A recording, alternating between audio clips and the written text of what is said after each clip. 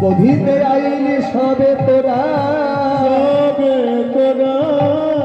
যাওক প্রাণ বাহির হইয়া তবে তোরা যাস লইয়া এ যদুনা ফের নয়ন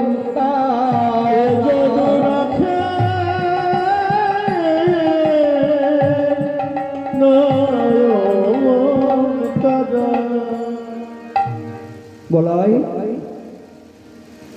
এসে না এই বলো না শোন বাবা মা যশোদা বলছে কোনো জোরে করে এসেছিস তোরা যত রাখা নিয়ে যা তোদের যত গোপাল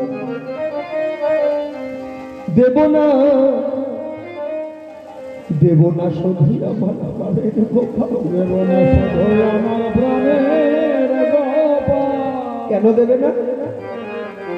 শ্রীরাম রে ও বলো না আমি যে নিশিতে একটা কোন স্বপ্ন দেখেছি দেখো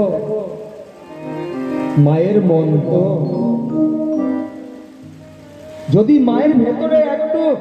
অনুভব হয় যে আমার সন্তানের অমঙ্গল হবে পৃথিবীর সকল কিছু একদিকে থাকলে মাকে কিন্তু কখনো সন্তানকে ছাড়বে না ছাড়তে চাইবে কেউ মা যশোদা দেখেছে একটা কুস্বপ্ন স্বপ্নটা কি জানো মা বলছে শ্রীরাম রে বলরাম আমি নিশির শেষে দেখলাম গোপাল আমার মা মা বলতে বলতে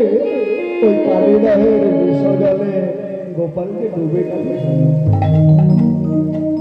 ও পদকবি বলছে মা তুমি এই স্বপ্ন দেখেছো তুমি স্বপ্ন দেখেছো এটা সত্য কিন্তু তোমার গোপাল ডোবেনি কেননা মাগো যার দুই নয়ন কোণে বিশ্ব জগৎ ডুবে থাকে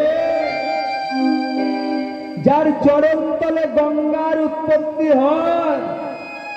সে কি কখনো কালিদাহের বিশ্ব জলে ডুবতে পারে যার দুই নয়ন কোণে বিশ্ব জগৎ ডুবে থাকে ভগবানের যে ওটাই দুর্বল জায়গা নয়ন বন্ধ রাখতে পারে না আমরা কে কোথায় কি করছি সব তার নয়ন কোণে ধরা পড়ছে তাই তো বৈষ্ণব পদকবি বলছে যার দুই নয়ন কোণে বিশ্ব জগৎ ডুবে থাকে যার চরণ তলে গঙ্গার উৎপত্তি হয় সে কি কখনো কালিদহের জলে ডুবতে পারে তবুও মায়ের মন তো মা বলছে আমি কিছুতেই কেন দেবে না শ্রীরাম রে আমার দশ নয় পাঁচ নয় একমাত্র নীলমণি গোপাল এই নীলমণি গোপাল মিলে আমি কেমন করে ঘরে থাকবো শ্রীরাম রে তোর মায়ের যেমন তুই আছিস মধুমঙ্গল আছে কিন্তু দেখ আমার নীলমণি গোপাল মিলে যে আমার